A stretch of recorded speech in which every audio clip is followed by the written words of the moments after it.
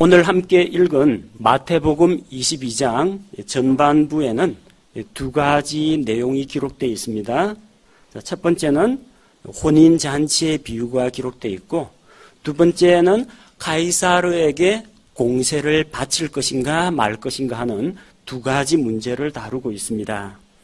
첫 번째 1절부터 14절까지는 혼인잔치의 비유입니다.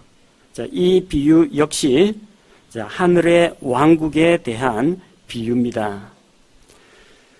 1절 말씀을 보니까 예수님께서 다시 비유로 말씀하셨다. 다시 again, 다시 또 하셨다는 거예요. 이전에도 이와 유사한 비유를 하신 적이 있죠.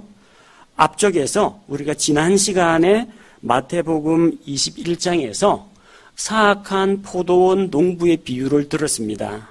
그런데 다시 비유로 말씀하셨다는 거예요. 그러니까 앞쪽에 있는 비유와 연결되는 내용이라고 보시면 됩니다. 어떤 유사점이 있습니까? 포도원 주인이 포도원을 만들고 농부들에게 세를 주고 떠났습니다. 그리고 열매를 바치라고 했는데 열매를 바치지 않았죠. 그래서 그 농부들에 대해서 심판을 하고 열매를 바치는 농부들에게 포도원을 넘겨준다는 이야기입니다. 자, 처음에 포도원을 맡았지만 농부들은 합당하지 않았습니다. 그래서 열매를 제때 바치는 농부들에게 포도원을 넘겨줍니다. 오늘 우리가 보게 되는 혼인잔치 비유는 처음에 먼저 잔치에 초대를 받은 사람들이 있습니다. 그래서 손님들을 오라고 했는데 오기를 거절했습니다. 그 사람들은 이 잔치에 합당하지 않습니다. 그래서 왕이 다른 손님들을 초청해서 잔치에 참여하도록 한다는 것입니다. 자, 한쪽 이야기는 포도원 이야기고 한쪽은 혼인잔치 이야기지만, 자, 부르심에 합당하지 않은 자, 그런 자는 왕국을 누리지 못하고 합당한 자가 그것을 누리게 된다. 그런 측면에서 두 가지 비유는 같은 종류의 것이라고 보시면 됩니다. 자, 지난번에도 말씀드렸지만 이것은 하늘의 왕국 이야기입니다. 하늘의 왕국에 대한 비유입니다. 우리가 하늘나라라고 이야기할 때는 하늘나라, heaven, 저 북쪽 하늘 끝쪽에 있습니다. 하나님의 왕좌가 계신 곳, 그리고 믿고 구원받은 자들이 죽어서 가는 곳, 저 하늘나라, 저 하늘에 있습니다. 근데 여기에 나오는 하늘의 왕국 하면은 Kingdom of Heaven이라고 되어 있습니다.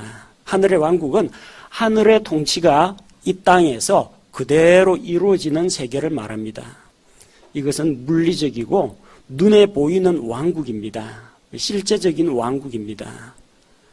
반면 하나님의 왕국, Kingdom of Gods이라고 할 때, 하나님의 왕국이라고 할 때는 누구든지 하나님의 통치권을 인정하는 자들이 들어가게 되는 왕국입니다. 예수 그리스도를 믿고 구원받은 사람들은 이미 하나님의 왕국에 들어가 있습니다. 요한복음 3장 5절 말씀과 같이 사람이 물에서 나고 성령님에게서 나면, 다시 태어나면 하나님의 왕국에 들어갈 수 있습니다. 우린 이미 들어가 있어요. 이 하늘의 왕국은 메시아께서 오셔서, 그리스도께서 오셔서 이 땅 위에 하나님의 통치권이 임하는, 하나님의 영광이 온 세상에 가득하게 되는 그런 실제적인 왕국을 이야기합니다. 자, 본문에서는 아들을 위해서 혼인잔치를 베푼 왕이 있습니다. 왕이 있고 왕의 아들이 있죠. 그럼 이 왕이 하나님이라고 하면 그 아들은 누구겠습니까? 예수 그리스도가 됩니다. 곧 어린 양의 혼인잔치에 부르심을 받았는데 나아오는 자가 있고 나아오지 않는 자가 있다는 이야기입니다. 자, 3절에서 6절 말씀을 보니까 초대한 자들이 결혼식에 초대받은 자들을 불렀는데 그들이 오려 하지 않는다고 했습니다. 이스라엘에는 잔치에 초대할 때 손님을 2번 부릅니다. 한 번은 초청장을 보내가지고 먼저 사람들에게 오라고 초청을 합니다. 한 달 전쯤에는 미리 초청장이 나가야 되겠죠. 그 다음에 잔치가 시작되기 몇 시간 전에 종들을 보내가지고 모든 것이 준비되었으니까 지금 오십시오 하고 다시 한번 보냅니다. 지금 두 번째 부르고 있는 겁니다. 자, 그런데 이 사람들이 오려 하지 않는다고 했습니다. 왕은 사람들에게 오라고 말할 수가 있습니다. 명령할 수가 있습니다. 초대장을 보낼 수가 있습니다. 그런데 사람을 초대할 수는 있지만 강제로 사람들을 끌어다가 그 자리에 붙잡아 앉힐 수는 없습니다. 이것은 사람들을 체포해서 데려오는 것이 아니고 잔치에 초대하는 자리이기 때문에 그 사람들 개인의 자유의사가 중요합니다. 그러나 이 사람들은 우드낫 오려고 하지 않았습니다. 안 오겠다는 강력한 의지를 가지고 있었습니다. 사람에게는 하나님의 부르심, 초청에 대해서 순종할 수 있는 자유도 있고 거절할 수 있는 자유도 있다는 것입니다. 칼빈주의에서는 이 성경과는 다르게 저항할 수 없는 은혜라는 교리가 있습니다. 하나님은 능력이 많고 절대적인 존재이기 때문에 하나님께서 어떤 사람 보고 너는 믿어야 한다, 너는 구원받아야 한다 하고 정해놓으면, 사전에 정해놓으면 그 사람은 반드시 믿게 된다는 겁니다. 사람에게는 아무런 의지가 없고 하나님의 은혜를 거절할 수 있는 의지가 없다라는 그런 주장을 펼칩니다. 그러나 이런 칼빈주의 교리는 성경 말씀에 비춰보면 맞지가 않습니다. 하나님께서는 분명히 오라고 부르셨지만 그 사람들은 오려 하지 않겠다고 했습니다. 곧 왕의 부르심에 대해서 자기 자신의 자유의지로 거절을 했다는 것입니다. 4절 말씀을 보니까 다시 또 다른 종들을 또 보냈습니다. 자, 내가 오찬을 준비하고 소와 살찐 짐승을 잡고 음식을 준비하고 모든 것을 갖추었으니 혼인잔치에 오라고 합니다. 하나님께서는 여러 차례 자기 백성들을 부르셨습니다. 구약시대에도 수많은 대언자들을 보내서 회개하고 하나님께로 돌아오라고 하나님께서 말씀하셨습니다. 이사야 55장 1절에는 오호 목마른 모든 자들아 너희는 물로 나아오라고 했습니다. 누구든지 나아오면 값없이 하나님께서 주시는 양식과 또 하나님께서 주시는 그 물을 마실 수가 있습니다. 모든 것은 하나님께서 준비합니다. 우리에게 잔치에 참여하는데 돈을 받지 않습니다. 모든 것을 갖추었으니 잔치 준비는 왕이 비용을 지불하고 준비를 합니다. 초대받은 손님들은 값을 지불할 필요가 없습니다. 공짜입니다. 은혜로 거저 참여합니다. 부르심에 응해서 즐거운 마음으로 참석해서 즐기기만 하면은 그 잔치에 있는 모든 것이 자기의 것이 되는 것입니다. 하지만 이 사람들은 하나님의 말씀, 왕의 초청을 거절했습니다. 5절 말씀을 보니까 그들이 그것을 가볍게 여겼다고 했습니다. 왕의 초대를 가볍게 여겼다고 했습니다. 창세기 19장 14절에 보면 아브라함의 조카 롯이 있습니다. 롯이 자기 사위들에게 하나님의 임박한 심판에 대해서 이야기했습니다. 생명을 건지기 위해서는 이 도시에서 떠나야 한다는 걸 이야기했지만 사위들은 롯의 말을 농담으로 여겼습니다. 가볍게 여겼다는 겁니다. 그리고 그들은 각자 자기들의 길로 갔습니다. 하나님의 길이 아닙니다. 자기들의 길로 갔습니다. 마치 길 잃은 양이 목자를 떠나서 자기 길을 고집하는 것과 같습니다. 어떤 이는 농장으로 갔고 어떤 이는 장사하러 갔습니다. 왕의 초청보다도 이 세상에 속한 일에 더 많은 관심을 두었다는 이야기입니다. 농장에도 가지 않고 장사하러 가지도 않은 그 나머지 사람들은 무엇을 했습니까? 6절에 보니까 왕이 보낸 종들을 붙잡아서 모욕하고 죽였다고 했습니다. 이스라엘 백성들은 구약시대 하나님께서 보낸 대언자들을 핍박하고 그들을 죽였습니다. 그러면 장차 왕이 이 사람들을 어떻게 다루겠습니까? 왕은 심판한다고 했습니다. 7절 말씀해 보니까 왕이 노하여 자기 군대들을 보냈습니다. 그래서 살인자들을 멸하고 그들의 도시를 불에 태웠습니다. 왕이 잔치에 초대하면은 잔치에 가야 합니다. 이것은 아무런 자격 없는 자들에게 하늘의 왕국으로 들어오라고 부르시는 하나님의 은혜로우신 초청입니다. 만약에 하늘의 왕국에 그분의 백성으로 들어가지 못하면 어떻게 되느냐? 죽임당하고 불에 태워집니다. 어느 불요? 지옥불에서 태워집니다. 이제 왕은 처음에 먼저 초청을 했던 그 사람들이 잔치에 합당하지 않기 때문에 다른 사람들을 초대합니다. 8절 말씀해 보니까 결혼식은 준비되어 있으나 초대받은 자들이 합당하지 않다고 했습니다. 결혼식은 준비되어 있습니다. 예수 그리스도께서 그분의 신부인 신약교회 성도들과 함께 장차 환란기가 끝나면 이 땅으로 내려와서 이 땅에서 지상 왕국을 세우실 것입니다. 천년 왕국을 세우실 것입니다. 자, 그래서 사람들을 부르는데 어린 양의 혼인잔치가 가까이 이르렀을 때 이 땅에 남아있는 사람들에게 잔치에 오라고 부르게 됩니다. 요한계시록 19장 7절에 보니까 어린 양의 혼인잔치가 이르렀고 그분의 아내가 자신을 예비하였도다. 잔치는 예비되어 있습니다. 신부는 예비되어 있습니다. 어린 양의 신부는 누굽니까? 예수 그리스도의 신부 신약교회 성도들입니다. 그리고 이 결혼식에 하객들을 초청합니다. 바로 잔치에 손님으로 와달라고 부릅니다.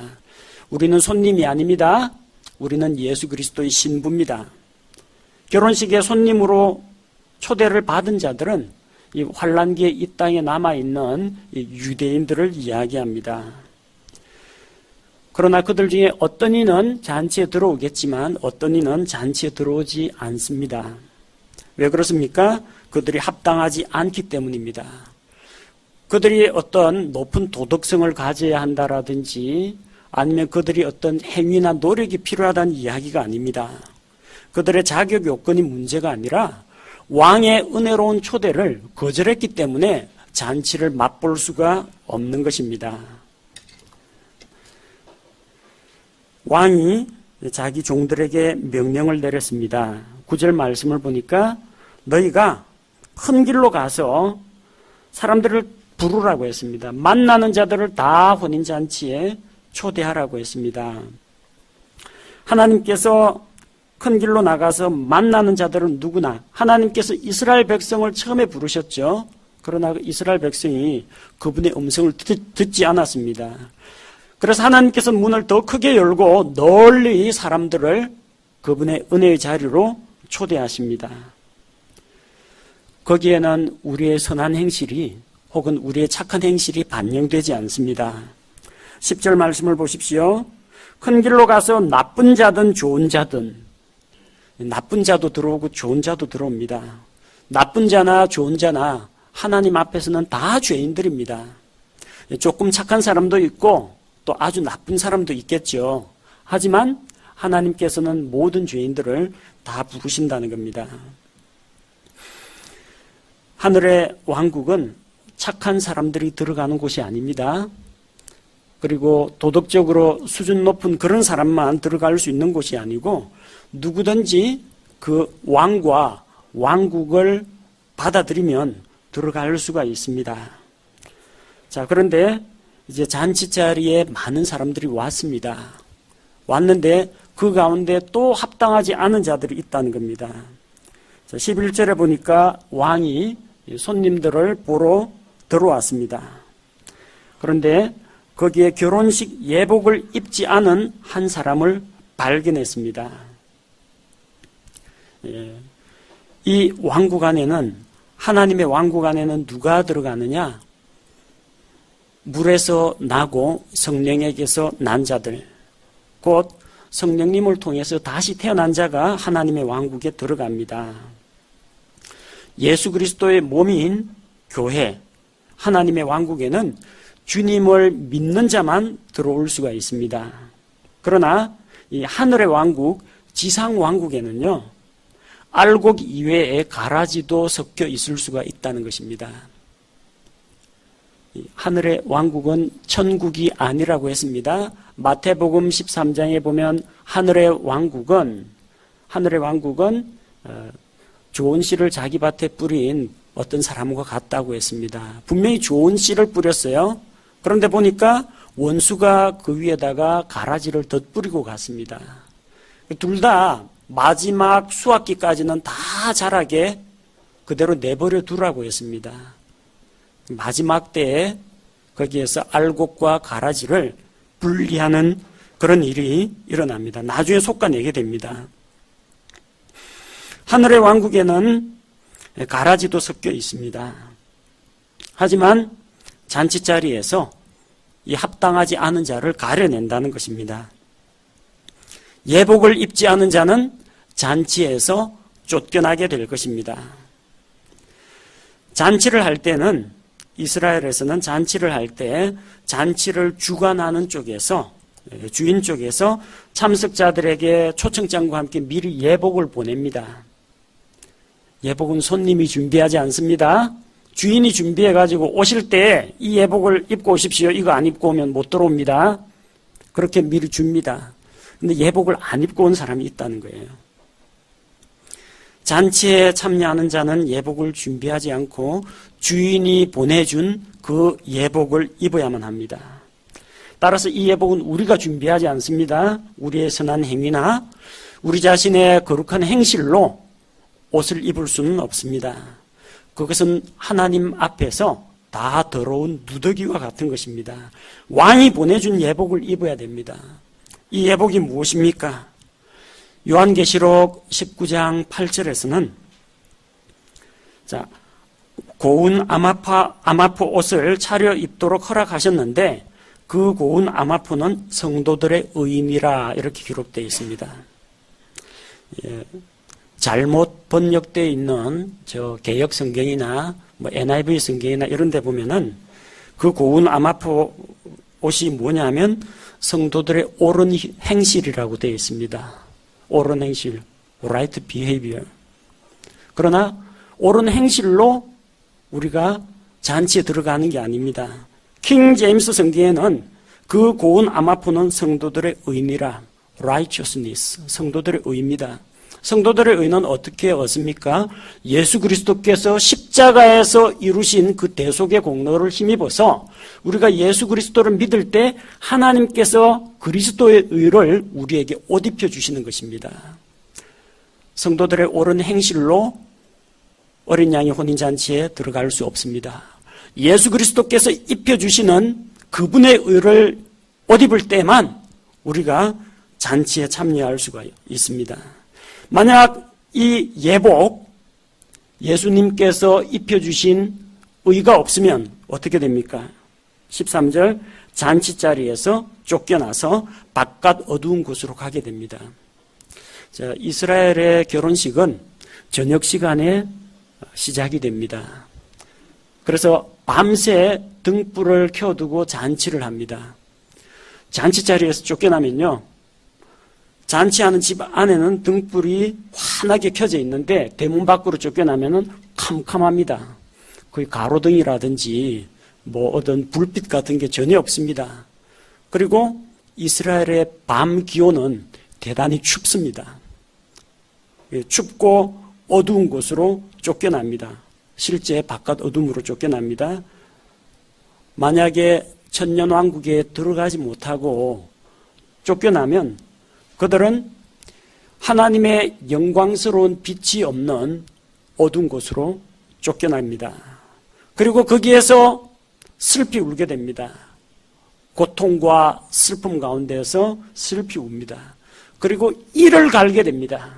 누구를 향해서요? 심판자이신 하나님을 향해서 일을 갑니다. 거기에는 회개함이 없습니다. 예수 그리스도의 복음을 받아들이지 않은 자는 결코 지옥에서 회개하지 않습니다. 누가복음 16장 거기에 나오는 어떤 부자와 거지 나사로 이야기에서 지옥에 가 있는 그 부자는 고통을 느끼고 자기가 왜 이 지옥에 오게 되었는지 후회를 하긴 합니다. 그러나 결코 회개는 하지 않습니다. 천년왕국 기간 중에 하나님께서 마귀를 결박해서 바닥 없는 구덩이에 던져 넣습니다. 천년 동안 마귀가 회개를 하느냐? 회개하지 않습니다. 나중에 나와서 또다시 하나님을 대적하는 일을 합니다.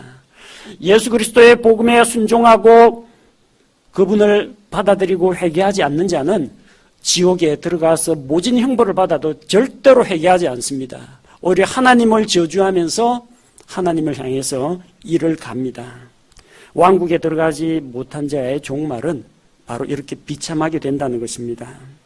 14절 말씀해 보니까 부름을 받은 자는 많으나 선정된 자는 적다고 했습니다. 부름받은 자가 누굽니까? 잔치에 초대받은 사람들입니다. 처음에 주인이 초청장 보내가지고 초청했던 그 사람들, 그리고 주인의 종들이 큰 길로 나가서 만나는 사람들 닥치는 대로 다 불러 모았을 때 그 부르심을 받은 자들입니다. 그러나 그 가운데서 선정된 자는 누굽니까? 초대에 응한 자를 말합니다. 사전에 구원을 받기로 하나님께서 구원해 주시기로 예정이 되어 있는 자가 아닙니다. 왕은 얼마든지 와도 좋다고 모든 것을 준비해 놓고 문 열어놓고 기다립니다. 누가 선정된 자입니까? 초대를 받아들인 자입니다. 그래서 바꾸어 말하자면 선정된 자는 초대를 받아들이게 되어 있고 초대를 받아들이는 자는 선정된 자입니다. 조금 헷갈리실지 모르지만 하나님의 관점에서 볼 때는 누가 언제쯤 그리스도를 받아들일지 미리 알고 계십니다. 하나님께서 누구를 구원하겠다 작정을 하신 게 아니라 그가 언제쯤 예수 그리스도를 받아들일지 혹은 죽을 때까지 받아들이지 않을지를 미리 알고 계십니다. 미리 알고 계시기 때문에 예수 그리스도를 받아들인 자를 위해서 미리 계획을 세우실 수가 있습니다. 그래서 하나님의 관점에서 볼 때에는 그들은 선정된 자로 볼 수가 있습니다. 하나님께서 누구를 선정했습니까? 예수 그리스도를 믿는 자들, 예수 그리스도 안에서 선택했습니다. 또한 그들은 사람의 관점에서 볼 때에는 그들은 하나님의 초대를 받아들인 자입니다. 초대를 받아들여야 선정된 자 안에 들어갈 수가 있어요. 하나님께서 김아무개, 박아무개 누구는 구원받고 누구는 지옥에 가라 그렇게 정하지 않았습니다. 에베소서 1장 말씀해 보니까 너희를 세상의 창건 이전에 그리스도 안에서 택하셨다고 했습니다. 그리스도 안에서. 그럼 택한 자 되려면 어떻게 해야 됩니까? 그리스도 안에 들어가야 됩니다. 하나님은 그리스도 안에 있는 자를 택하셨어요. 그러니까 그리스도 안에 들어가면 택함을 받습니다. 하나님은 누구는 방주에 들어오고 누구는 노아의 방주에 들어오지 말라 그렇게 말씀하신 적이 없습니다. 하나님은 방주 안에 있는 자를 선택했습니다. 방주 안에 있으면 다 구원해 주겠다고. 그럼 방주 안에 들어가면 구원을 받는 겁니다. 그래서 이 사람들은 왕의 은혜로운 초대를 믿음으로 받아들였기 때문에 왕국에 들어갈 수가 있었던 것입니다. 자, 두 번째 이야기를 살펴보겠습니다. 자, 가이사르에게 세금을 바치는 것이 합당한가, 합당하지 않은가. 15절 말씀을 보니까 바리새인들이 예수님께 나와서 예수님을 말로 함정에 빠뜨리려고 했습니다. 예수님의 말에 어떤 실수나 잘못을 찾아서 그분의 말로 함정에 빠뜨리려고 의논을 했습니다. 그들은 자기 제자들을 헤롯 당원들과 같이 보냈습니다. 사실 바리새인들은 헤롯 당원들하고 친하지가 않습니다. 바리새인들은 이 민족주의자들입니다. 유대 민족의 독립을 원하는 자들입니다. 외세의 침략을 배격하는 자들입니다. 그래서 로마의 앞잡이가 되어서 세금을 걷는 세리들은 민족의 반역자로 여기고 같이 교제를 하지 않습니다. 그런데 이 사람들이 로마가 임명한 헤롯 왕, 로마 제국이 임명한 헤롯 왕, 그 헤롯 왕을 추종하는 헤롯 왕을 따라다니는 헤롯 당원들과 서로 힘을 합칩니다. 어떤 일로요? 예수님을 모함하는 일에는 바리새인들이나 헤롯 당원들이나 한 마음이 되었다는 이야기입니다. 그들은 예수님에 대해서 칭찬을 합니다. 선생님이요, 우리가 알기에 선생님은 진실하시고 진리 안에서 하나님의 길을 가르치시며 또 아무도 신경 쓰지 아니하시나니 선생님은 사람들의 외모를 중히 여기지 아니하시나이다. 그렇게 예수님에 대해서 칭찬을 했습니다. 평소 이 사람들은 예수님을 비난하는 사람들이지 예수님을 칭찬한 적이 없어요. 이것은 예수님을 이렇게 축혀 세우고 마음에도 없는 칭찬을 늘어놓으면서 예수님을 함정에 빠뜨리고자 하는 그런 음모가 깔려 있는 겁니다. 이 사람들이 정말로 예수님을 존경하기 때문에 이런 말을 한 것이 아닙니다. 그들이 예수님을 뭐라고 불렀습니까? 뭐라고 불렀어요? 16절 말씀해 보니까 Master, 선생님. 그들은 예수님을 주님, Lord, 주님이라고 부르지 않았습니다. 선생님이라고 불렀어요. 그들은 예수님을 주님으로 받아들이지 않았다는 이야기입니다. 이렇게 칭찬을 해서 예수님이 이제 긴장을 좀 풀고 그러면은 함정 질문을 가지고 예수님을 곤란에 처하게 만들려고 하는 것입니다. 그들의 질문 내용이 17절에 나옵니다. 선생님, 어떻게 생각하십니까? 당신의 의견을 우리에게 말씀해 주십시오. 우리가 로마의 지배를 받고 있는데 카이사르 황제에게 세금을 바치는 것이 옳습니까? 안 바치는 것이 옳겠습니까? 세금 바치는 것이 율법에 비춰볼 때 맞습니까? 맞지 않습니까? 그런 질문을 던집니다. 만약 예수님께서 로마의 카이사르 황제에게 세금을 바쳐라 라고 하면 바리새인들은 예수님을 이 민족의 반역자로 규정을 하고 예수님을 모함할 겁니다. 만약에 로마의 세금을 내지 말라고 하면은 옆에 누가 있어요? 자기 제자들하고 헤롯 당원들이 같이 있어요. 헤롯 당원들이 가만히 안 있겠죠. 헤롯 당원들이 예수님이 로마에 대해서 반역을 품은 죄인이었다라고 예수님을 고발하게 되는 겁니다. 이쪽으로 대답을 해도 함정에 걸리고 저쪽으로 대답을 해도 결국 함정에 빠지도록 되어 있습니다. 여러분 같으면 이 함정을 어떻게 빠져나가시겠습니까? 예수님께서는 지혜롭게 대답을 하십니다. 18절 말씀에서 예수님께서는 그들의 사악함을 아시고 예수님께서는 사람 마음의 중심을 아십니다. 우리의 마음을 그 마음속 깊은 곳까지 다 알고 계십니다. 바리새인들의 마음속을 들여다보니까 그들이 결코 선한 의도로 이렇게 말하지 않았다는 것을 아셨습니다. 그들의 마음 중심에 있는 사악함을 아셨습니다. 자, 그래서 이 주님을 시험하는 위선자들을 꾸짖으셨습니다. 너희 위선자들아, 너희가 어찌하여 나를 시험하느냐? 위선자가 무엇입니까? 겉다르고 속다른 사람을 위선자라고 합니다. 왜 위선자입니까? 겉으로는 선생님은 진실하시고 사람들의 체면이나 눈치도 보지 아니하시고 예수님 막 칭찬하죠. 겉으로는. 속으로는 뭡니까? 어떻게 하면 예수님을 함정에 빠뜨려서 넘어뜨릴까 하고 있습니다. 이게 위선이라는 겁니다. 겉으로 예수님을 대하는 태도하고 속으로 예수님에 대해서 갖고 있는 적개심과 분노 서로 맞지가 않는 겁니다. 그래서 위선자입니다. 어찌하여 나를 시험하느냐? 이런 질문을 가지고 곤란에 처하도록 하는 것을 주님께서 알고 계셨다는 것입니다. 자, 그래서 예수님께서 그들에게 답변을 하십니다. 사실 바리새인들 역시 로마에 세금을 내고 있었습니다. 세금 안 내면 어떡합니까? 로마 군사들이 그냥 있을 것 같습니까? 세리들이 그 집의 재산 내역을 파악해서 세금을 징수하는데 바리새인들이라고 세금 안 내는 법이 없습니다. 자기들도 이미 세금 다 내고 있어요. 그런데 예수님이 세금에 대해서 뭐라고 조금만 잘못 말하기만 하면은 예수님을 모함하려고 벼르고 있다는 겁니다. 이것 역시 그들의 위선이라는 겁니다. 예수님께서는 그들에게 말씀하십니다. 공세로 바치는 돈을 내게 보이라고 합니다.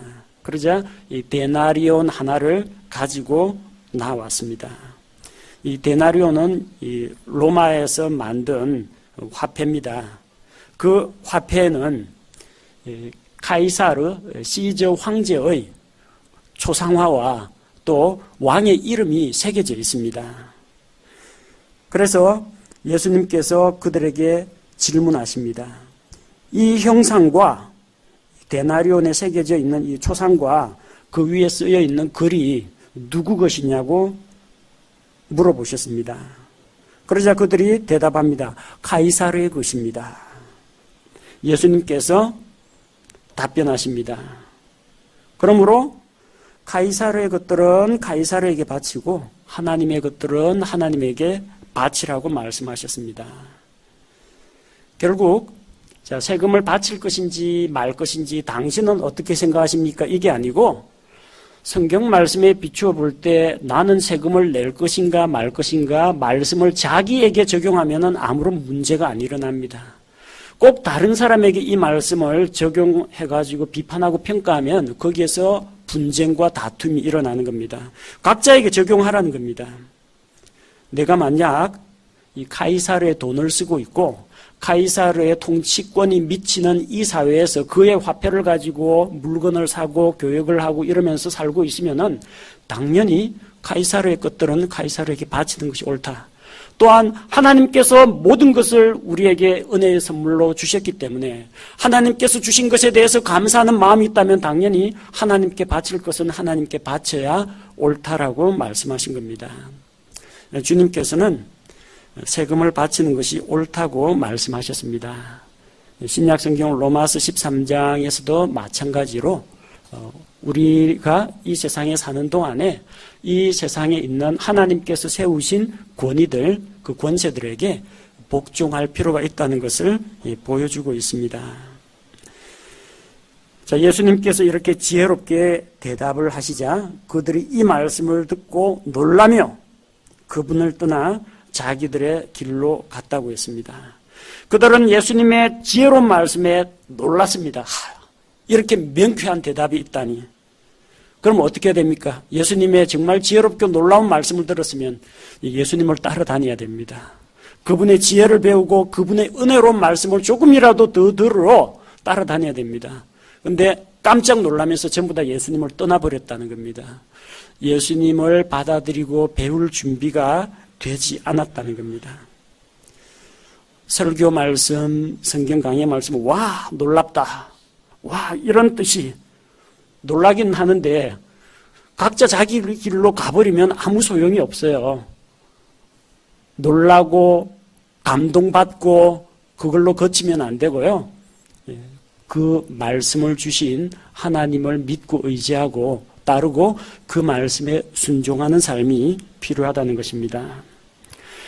오늘 우리는 마태복음 22장 전반부 말씀을 통해서 두 가지 이야기를 살펴보았습니다. 자, 혼인잔치를 베푼 그 왕과 왕의 초청을 거절한 사람들 이야기, 그리고 예수님을 시험하는 바리새인들 이야기를 살펴보았습니다.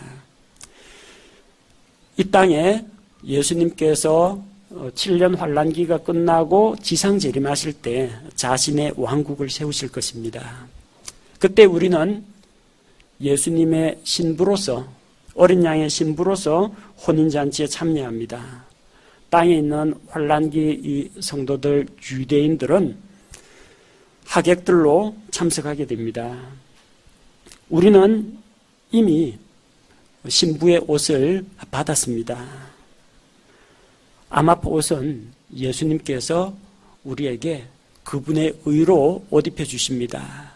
우리가 예복을 준비할 수가 없습니다. 하나님께서 준비하시고 우리에게 주십니다.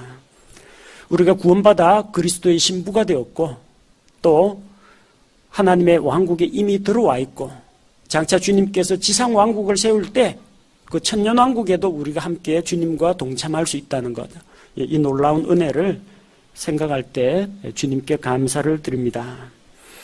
또한 이제 카이사르에게 로마 제국의 세금을 바치느냐 마느냐 하는 그런 문제에 대해서 이제 우리 주님께서 답을 주셨습니다.